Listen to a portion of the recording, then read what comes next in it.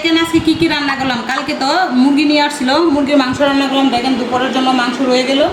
তো আমার ঈশানের জন্য মাংস নিলাম, ঈশানকে ভাত মেখে দেব। আর আমাদের জন্য ঝিঙ্গা বড়া বানিয়েছি আর নিম বেগুন রান্না করেছি। কে কে নিম বেগুন খেয়েছেন সবাই একটু কমেন্ট করে বলবেন। এই দেখেন নিম বেগুন আজকে রান্না করছি, খেয়ে দেখবো কেমন হয়েছে। এভাবে আমি আর কখনো রান্না করি নাই, আজকে রান্না করলাম নিম বেগুন। তো আজকে খেয়ে দেখবো কেমন হয়েছে। আর ওইদিকে পাবদা মাছ রান্না করছি, বেগুন দিয়ে পাবদা মাছ রান্না করছি আজকে দুপুরে খাওয়ার জন্য। কালকে পাবদা মাছও নিয়ে আসছিল।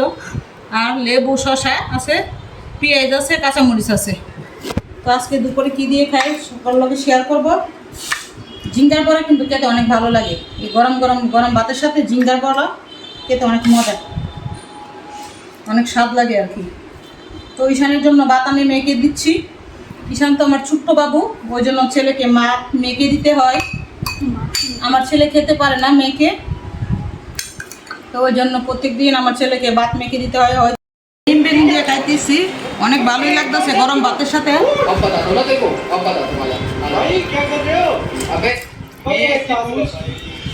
भाई मैं बोल रहा हूँ कि कभी भी तेरे पास टाइम है आजा आजा मार ना मार आजा मार मार आजा भाई